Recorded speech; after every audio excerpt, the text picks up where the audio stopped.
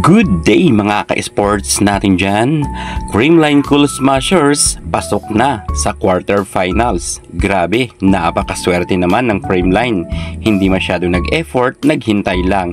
Pero pasok nga sila sa quarterfinals. Kasama nila ang PLDT at syempre hindi rin dito nagpadaig ang nasabi nating Next Led Chameleons. Kasama rin nila sa Final 4 ang Signal HD Spikers. So sila nga ang pasok sa advance para sa quarterfinals at mamahinga muna sila ng panandalian dahil maghihintay pa sila ng kanilang mga makakatapat dahil yung mga maglalaban-laban na 8 team na hindi nga nakapasok sa top 4 sila nga ang maglalaglagan para sa battle for knockout at yung mananalo doon ay makakasama nga sa quarterfinals kung saan makakalaban nga ng 4 na team na nasa pinakamataas na standing.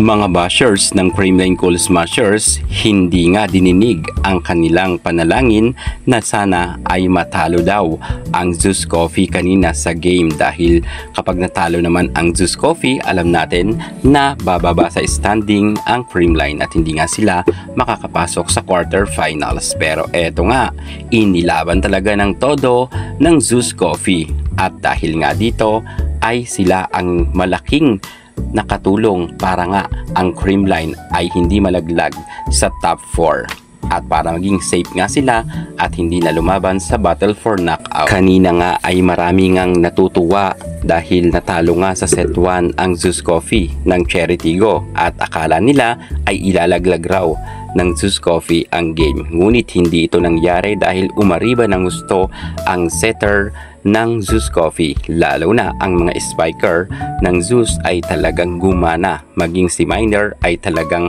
napakabilis ng galawan sa loob ng court at hindi nga ito nabasa ng Cherry kung kaya sila nga ang inilaglag para sa quarterfinals. At dahil dito ang Creamline nga ay 100% maghihintay na lang sila ng kanilang makakalaban. Grabe napakaswerte talaga ng Creamline. Iba talaga ang CCS.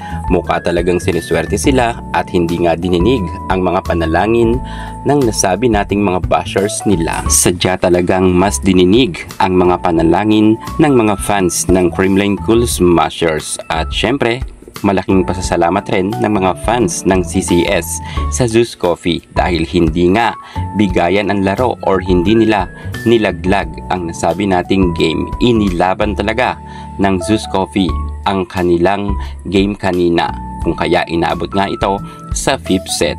Bakit inilaban pa ng Zeus Coffee gayon hindi rin sila makakapasok sa quarterfinals?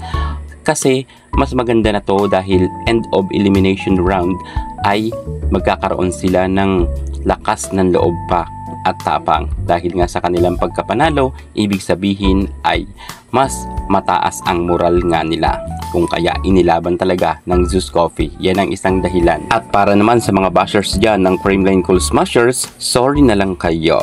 Nasa rank number 2 nga ang Creamline Cool Smashers kung saan nga ay talagang malakas pa rin sila at hindi nga sila nalaglag sa quarterfinals. Kita-kita na lang tayo para dyan sa mga bashers ng CCS sa quarterfinals kung sino pa ang makakaharap ng Creamline at 100% sure ako na lalaban ang Creamline Cool Smashers para sa battle for gold. Pero malayo-layo pa to dahil meron pa ng semifinals pero mataas ang kumpiyansa ng Creamline dahil nakapasok nga sila sa quarterfinals. Sa kasubok at matibay na ang Creamline, napakarami na nilang pinagdaanan kaya't malaki ang tiwala ng mga fans sa CCS. Yan muna ang pinaka-latest natin sa mundo ng volleyball. Thank you so much. God bless.